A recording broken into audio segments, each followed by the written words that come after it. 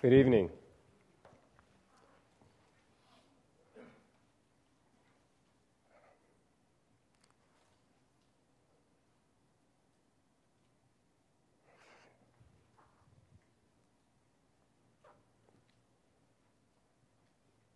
That's usually how it starts, right?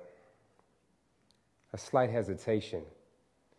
And if it seeps in long enough, it'll paralyze your mind, your body, and God forbid, your soul. Like you, I've experienced this hesitation before, like many of us, going after our dreams and knowing how to act. I think a lot of you know what I'm talking about. Maybe you woke up with it this morning or encountered it last week. Some of you all encountered it earlier this year for a one-night stand, which then turned into a lease. I think you know what I'm talking about, guys. We're talking about fear. Fear. And in that fear, a lot of us are married to it. And what's funny is that it prohibits us to act. It prohibits us to step out on our dreams and take things to the next level. And hopefully today, this evening, a lot of you all, for your first time, could have your first divorce and your last divorce. And come to understand fear's finer cousin, faith, and appreciate her attributes of work. They tell you to go out there, go do it, get it done. Take this big idea and take it to the next level. But a lot of you all, like myself, we don't know how.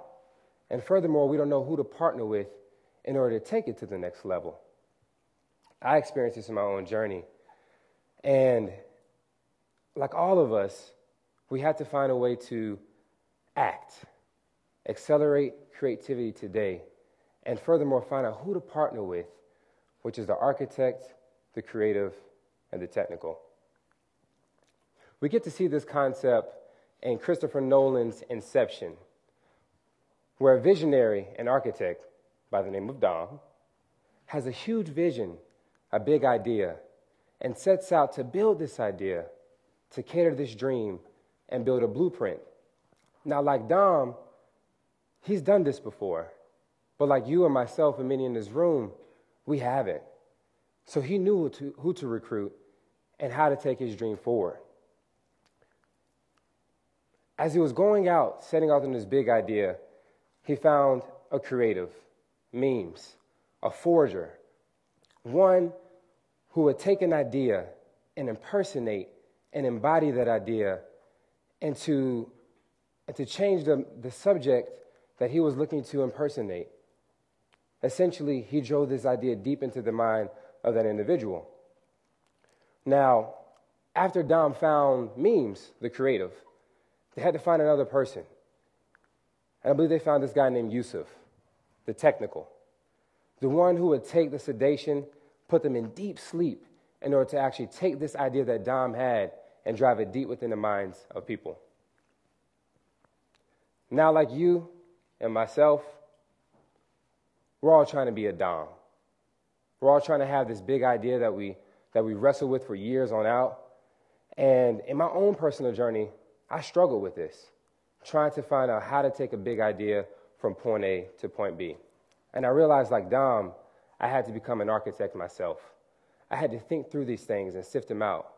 And through this time of pondering and actually conceptualizing what it is that I wanted to do, this big idea of taking everyday people and connecting them with their community, taking them to connect with citizens and other consumers that are actually in the community in this big mobile space and these mobile interactions, I had to learn how to act. And in that process, I want to share with you a couple of things that I have come to understand as I'm moving through this process. So as I moved through this process, it was so interesting. Didn't know what to do, like many of us. I started wondering, asking questions, reading, talking to other people. And I noticed as I moved through this process, there were certain points where I hit and there was immediate acceleration. What you see behind me is a brain dump, right? I like to call this the time where you just sit still and you write out the vision. Most of us, when we have a big idea, a lot of us we're told a lot to go write a business plan, get with some people and connect and make it happen. But sometimes especially for myself with a social science background, I didn't know how to write a business plan. I didn't know what to do. But I knew I had a big idea, and I knew I had a big vision. So I dumped everything that was in my brain, all the ideas, all the creativity, into this seamless strategic paper, which enabled me to move forward. I took that idea, and I took that brain dump, and took it a little bit further, right? And I created a mind map. And if you understand a mind map, it's taking your idea and bringing forth different associations with words. 3 minutes max, timed, and just wrote. Connected one word with another word with another, and lo and behold, I had this huge mind map. And after that, found key words that actually recognized and associated with my vision and my dream. We took those 8 words and created what I like to call your MVP statement, your mission, your vision, and your purpose. And these served as guiding tools and guiding lights for us to continue to move. Now, like Dom in Inception, this Dom didn't know what to do next. I didn't know how to find a creative. He's done it before, right? And it didn't happen automatically. But I started to think, how can I actually provide this creative, or who is this creative? How can I find them? And in that process, you search. You go after it. But it doesn't really happen until you act. And so in finding that creative, driving up to Atlanta over a course of time, got a chance to connect with that individual and really take forward the process and actually show him the idea that it was. And what it did was it accelerated our process. That creator was able to see the vision and the idea that I had built and able to latch a hold to it, just as Memes was able to latch a hold to Dom's great big idea. So with this creative, I like to tell the story like this. We storyboarded our life, the dream, the vision, the movie, right? The story goes as plain as this. Drove up to Atlanta, met the guy. He's a good guy. We've talked a couple of times. And for a 3-day process, we turned a month and a half's of work into 3 days and storyboarding out everything. Now, what you see here is only a small microcosm of what we storyboarded. I want to say it was about 54 screenshots that we ended up storyboarding throughout that 3-day process. But what enabled me and him to actually get to this process were the guiding principles that we set ahead of time in the brain dump and in the mind map. You see, there were certain times in this process when you're going through taking an idea from point A to point B, you don't know where to go, but you hit this chord of alignment where everything accelerates, and you're like, man, I'm in cruise control, right? And you're making it work. And so in this process, we took 3 days, slept for about 4 hours each day. When we were tired, we did some push-ups, get the blood loosened up a little bit, and we took it forward. And from that time, for the storyboards and all that we had, we got to this.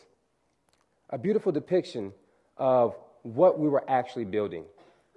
This is only one, but we were able to lay out shot after shot after shot of what the interactions would look like. Actually setting design principles, homey, sappy, poppy, and jazzy. What we wanted that user to actually experience. And that's what we set forth. And in that process, we came to this.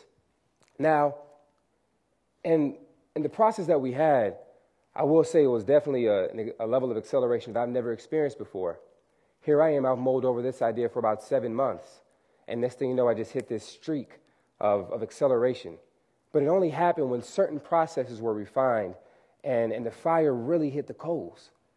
And so, as an architect, as a creative, we're looking at each other and saying, we don't know how to make this stuff work.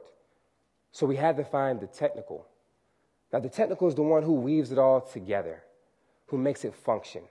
Imagine it like a house. The architect has the blueprint, the idea. The creative comes, builds the pillars and the bricks, puts up the palm trees and the landscape. But what about the pipes? What about the power? And that's where the technical came in. The technical, which some of you all may be technicals in here, maybe programmers or what have you not, wrote stuff like this. My first encounter with anything black and a green screen was in the Matrix. But like you, at the time I didn't know, but now I know what this stuff actually says. And that technical was able to take the blueprint that we created and had a blueprint in order to actually develop in what we created for our realization of what we wanted to turn the citizen experience into a user experience, into a real thing, into beautiful captions, interactions that are on your mobile phone that you can actually feel, that you can actually taste, that you can actually touch. And this is what created ACT.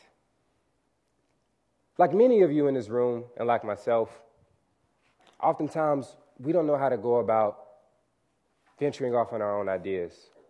We're stuck by fear in a lot of ways. But what we can do is commit to it. The truth of the matter is, what we put our time into is what we'll get out of it. Internal deposits become our own external manifestations. So if we never make the commitment to actually go forth and embark on a journey that we may not know what will happen, we'll never understand what we can actually become. Like inspiration, velocity comes from within. It's the actualization of your God-given abilities and talents to move forth on that idea, that concept that you have. Maybe it's a coffee shop. Maybe it's a game. Maybe it's playing the guitar or canoeing all across the United States. Maybe you have that idea in your mind that you may not know what to do with it. But I guarantee you, through the process of the commitment and the diligence that you put towards it, you will definitely be accelerated and you will act. Thank you.